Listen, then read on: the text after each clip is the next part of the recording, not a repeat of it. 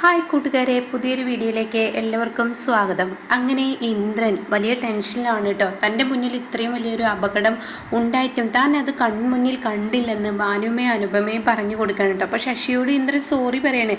ഈ സമയം ഇന്ദ്രട്ട സമാധാനപ്പെടുക എന്ന് പറയുന്നുണ്ട് കേട്ടോ. ഇതേ സമയം ഇന്ദ്രനാണെങ്കിലോ വലിയ ടെൻഷനിൽ തന്നെയാണ്. എന്നാൽ ഇവിടെ തൻ്റെ അമ്മ എവിടോട്ട് പോയി എന്നറിയാതെ സോനയും ഈ പറയുന്ന ഷാമും മറ്റുള്ളവരൊക്കെ ടെൻഷനാവുകയാണ്. ഹർഷയുടെ വീട്ടിൽ പോയിട്ടില്ല എന്നുള്ള വിവരവുമായി അവരെത്തുകയാണ്.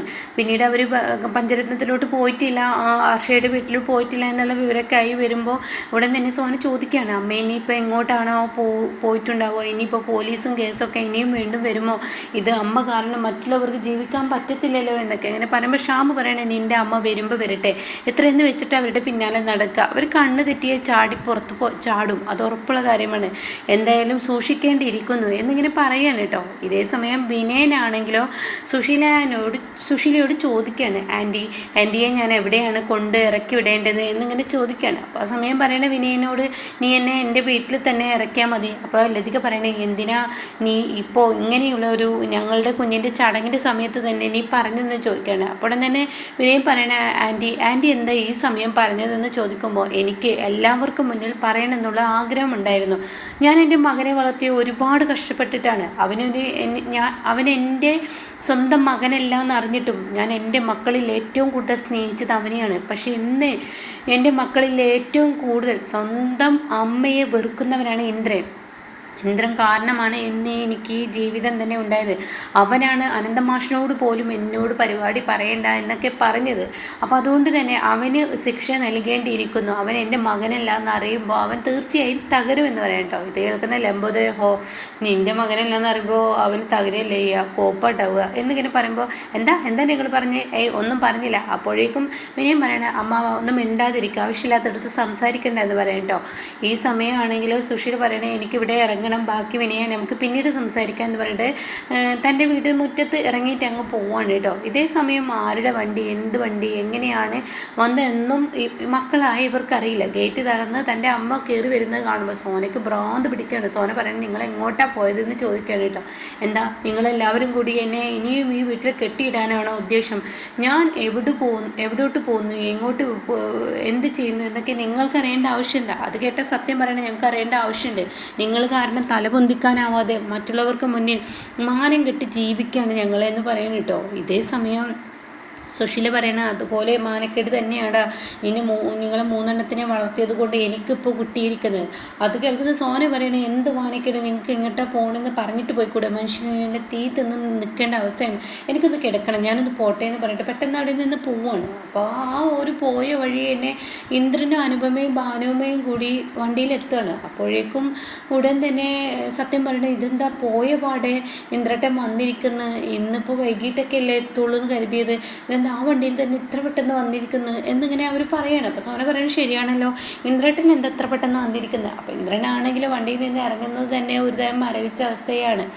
അപ്പോഴേക്കും അനുപമ വണ്ടിയിൽ നിന്ന് ഇറങ്ങുക, ഇന്ദ്രേട്ട എന്ന് പറഞ്ഞ് വിളിക്കുമ്പോഴൊന്നും ഇന്ദ്രൻ വിളി കേൾക്കുന്നൊന്നുമില്ല. അങ്ങനെ തൻ്റെ ആ ബാൽക്കണിയിൽ പോയിരിക്കുകയാണ്. ഇതേ സമയമാണെങ്കിലോ ഇപ്പുറത്ത് അനുപമ സത്യനോട് പറയാം, ശശിക്കുള്ള പൈസ കൊടുക്കുക സത്യം എന്ന് പറയുന്നുണ്ട് കേട്ടോ. ആയിക്കോട്ടെ എന്ന് പറയണം. അപ്പോഴേക്കും സോന ചോദിക്കുകയാണ്, ഭാനുമേ എന്താ ഉണ്ടായതെന്ന് ചോദിക്കുന്നുണ്ട്. നിങ്ങളെന്താ നൂലുകെട്ട് ചടങ്ങിന് പോയില്ലേ, നിങ്ങളെന്താ തിരികെ എത്ര പെട്ടെന്ന് വന്നിരിക്കുന്നത് എന്നൊക്കെ ഇങ്ങനെ മാറി മാറി ചോദിക്കുന്നുണ്ട് കേട്ടോ. അപ്പോഴേക്കും സത്യൻ അങ്ങോട്ടേക്ക് കടന്നു വരികയാണ്, പൈസ ഒക്കെ കൊടുത്തു വിട്ട് കടന്നു വരികയാണ്. അപ്പോൾ സുശീല ആണെങ്കിലോ ഈ വണ്ടിയുടെ സൗണ്ട് കേൾക്കുകയാണ്, അവൻ വന്നിരിക്കുന്നു, ഇനി പുറത്തിറക്കാൻ പാടില്ല, അവനെ നേരിടാൻ എനിക്കൊരു ബുദ്ധിമുട്ടുണ്ട്, എന്തായാലും അവനിനി എങ്ങനെയാണ് പ്രതികരിക്കുന്നത് പറയാൻ പറ്റത്തില്ല, അതുകൊണ്ട് തന്നെ അവന് തകർന്നിക്കണമെന്ന് എനിക്ക് മനസ്സിലായി എന്നൊക്കെ സുശീല മനസ്സിൽ കരുതിയിട്ട് സുശീല വിൻഡോയിലൂടെ ഇതൊക്കെ ഇങ്ങനെ നോക്കുകയാണ്. ഒളിഞ്ഞു നിന്ന് കേൾക്കാനാണല്ലോ സുശീലയുടെ പണി.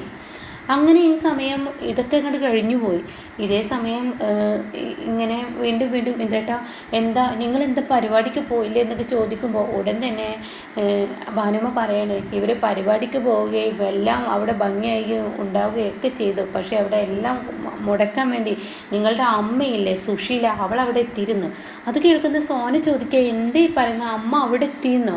അമ്മ ഇപ്പോൾ വീട്ടിൽ വന്ന് കയറിയല്ലോ. ഓ, അവളിവിടെ കയറി വന്നു, എന്നിട്ട് അവൾ എവിടെ, അവളങ്ങ് വിളിക്കുമെന്ന് പറയും കേട്ടോ. ഇതേ സമയം സോന എന്താ പ്രശ്നം, അപ്പോഴേക്കും സത്യം ചോദിക്കുക എന്താ പ്രശ്നം, പ്രതിഭയും അതുപോലെ ക്ഷാമൊക്കെ ചോദിക്കുക എന്താ പ്രശ്നം എന്ന് ചോദിക്കുകയാണ് കേട്ടോ. ആ സമയം ഭാനുവ പറയാണ്, സ്വന്തം നേട്ടത്തിന് വേണ്ടി മകനെ തള്ളിപ്പറയുന്ന ഒരമ്മയെ എവിടെയും കണ്ടിട്ടില്ല ഞാൻ ഇന്നേ വരെ.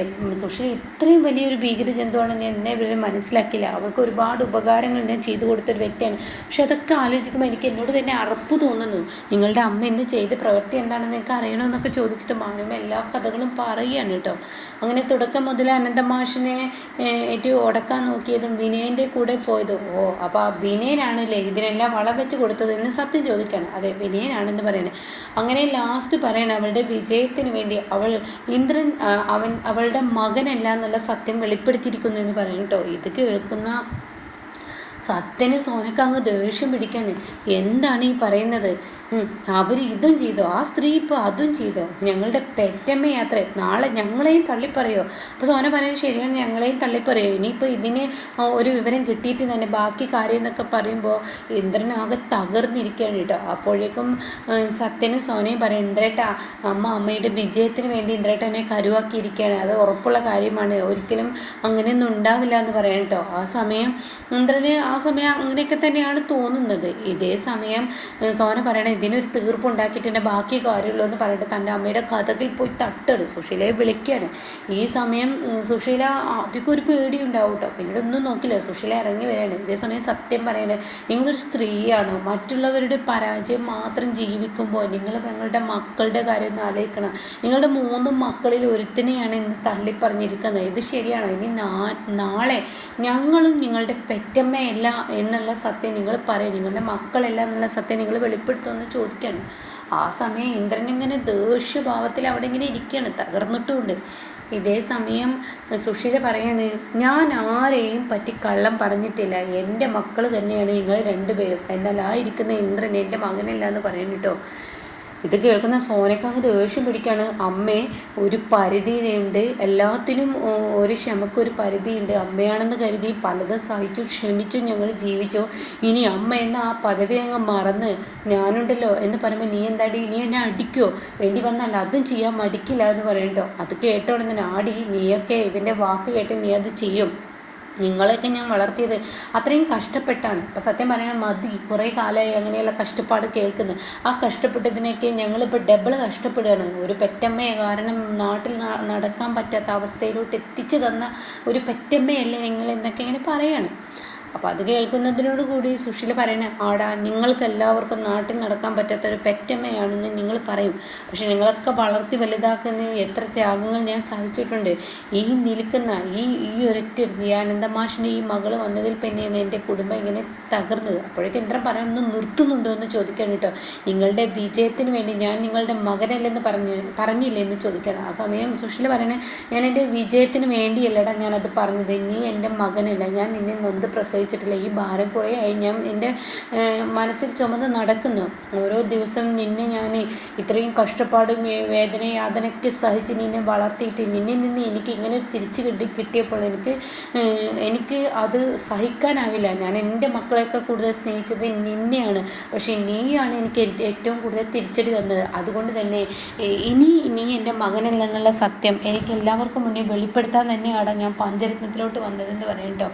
ഈ സമയം അനുപമ ചോദിക്കുകയാണ്, നിങ്ങൾ സ്വന്തം മകനെ വേദനിപ്പിക്കാനും തകർക്കാനും വേണ്ടി ഇങ്ങനെ ഒരു നുണ പറയണ്ടായിരുന്നു എന്ന് പറയുമ്പോൾ, നുണയല്ല ഞാൻ ഈ പറഞ്ഞത്, ഇത് യാഥാർത്ഥ്യം തന്നെ, ഇവൻ എൻ്റെ മകനല്ല എന്ന് പറയുന്നു കേട്ടോ. ഇത് കേൾക്കുന്ന ഇന്ദ്രനാകെ തകരാണ്. ഈ സമയം സുശീലയാണെങ്കിലോ, നീ എന്നോട് ചെയ്ത ക്രൂരതയ്ക്ക് നിനക്ക് ഞാൻ തരുന്നൊരു ശിക്ഷയാണെന്ന് കൂട്ടിക്കോ. എല്ലാവർക്കും മുന്നിൽ വെച്ച് ഞാൻ നിൻ്റെ ജന്മരഹസ്യം വെളിപ്പെടുത്താൻ ഞാൻ ഒരിക്കലും മനസ്സുകൊണ്ട് ചിന്തിച്ചിട്ടില്ല. പക്ഷേ നീ എന്നോട് ഇത്രയും ക്രൂരതകൾ ചെയ്യുകയാണെങ്കിൽ പിന്നെ നിന്നെ ഞാൻ എന്തിനു സ്നേഹിക്കണം? അതുകൊണ്ട് തന്നെ നീ എൻ്റെ മകനല്ല എന്നുള്ളത് ഞാൻ എല്ലാവർക്കും മുന്നിൽ വെളിപ്പെടുത്തിയെന്ന് പറയണം കേട്ടോ. അത് കേൾക്കുന്ന ഇന്ദ്രൻ പറയണം, ശരി, നിങ്ങൾ ഇങ്ങനെ ഒരു സത്യം ഇപ്പോഴെങ്കിലും നിങ്ങൾ വെളിപ്പെടുത്താൻ തോന്നിയത് നന്നായി. കാരണം ഇത്രയും നാളും നിങ്ങൾക്ക് നേർക്ക് ഞാൻ വിരൽ ചൂണ്ടാതിരുന്നത് എൻ്റെ പെറ്റമ്മ എന്നെ ബുദ്ധിമുട്ടി, ഒരുപാട് ബുദ്ധിമുട്ടി കഷ്ടപ്പെട്ടാണ് എന്നെ വളർത്തിയതെന്ന സത്യം മനസ്സിലാക്കിയാണ് ഞാൻ നിങ്ങൾക്ക് നേർക്ക് വിരൽ ചൂണ്ടാതെ ഇരുന്നത്.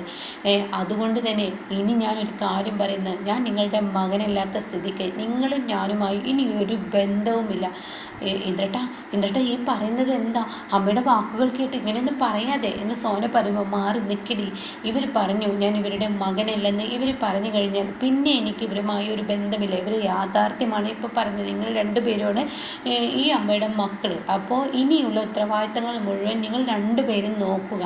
ബാക്കി ഒന്നും എനിക്കറിയണ്ട. പിന്നെ ഞാനൊരു കാര്യം പറഞ്ഞേക്കാം, ഇത്രയും നാളും എന്തിനും ഏതിനും ഒന്നിനും തന്നെ ഞാനൊരു കണക്കോ കാര്യങ്ങളോ ഒന്നും നിങ്ങൾക്ക് മുന്നിൽ പറഞ്ഞിട്ടില്ല. പക്ഷേ ഇന്ന് ഞാൻ ഇവിടെ പറയുന്നു, ഈ വീട് ഞാൻ കഷ്ടപ്പെട്ട് വെച്ചതാണ്. അപ്പോൾ അത് നിയമപരമായിട്ടോ ഞാൻ എങ്ങനെയാണ് ഈ വീട് ഉണ്ടാക്കിയതെന്ന് എല്ലാവർക്കും അറിയാം. അപ്പോൾ അതുകൊണ്ട് തന്നെ ഈ വീട് എൻ്റെ പേരിലേക്ക് തിരികെ എഴുതാൻ നോക്കിക്കോളൂ. ഇനി എനിക്ക് എൻ്റെ വീട് തിരിച്ചു കിട്ടണമെന്ന് ഇന്ദ്രൻ പറയണം കേട്ടോ. ഈ സമയം സുശീല ആകെ തകരാണ്. തൻ്റെ മകനെ തകർക്കാം, അതായത് തൻ്റെ ജന്മരഹസ്യം വിളിച്ചു പറഞ്ഞാൽ ഒരിക്കലും തൻ്റെ മകൻ പിന്നീട് ഉയർത്തി എഴുന്നേക്കില്ല, എല്ലാവർക്കും മുന്നിൽ തല താഴ്ത്തി നിൽക്കുമെന്ന് മനസ്സിലാക്കി നിന്ന് സുശീലയ്ക്ക് നേർക്ക് ഇന്ദ്രൻ തൻ്റെ വീട് തിരിച്ചു ചോദിച്ചിരിക്കുകയാണ്. ഇവിടെ താൻ എന്താ ചെയ്യേണ്ടതെന്ന് അറിയില്ല. ഇനി ഹർഷയിലോട്ട് ഓടിച്ചിരുന്ന ആ ഒരു രംഗമാണ് കേട്ടോ. അവിടെയാണ് വമ്പൻ ടിസ്റ്റ്.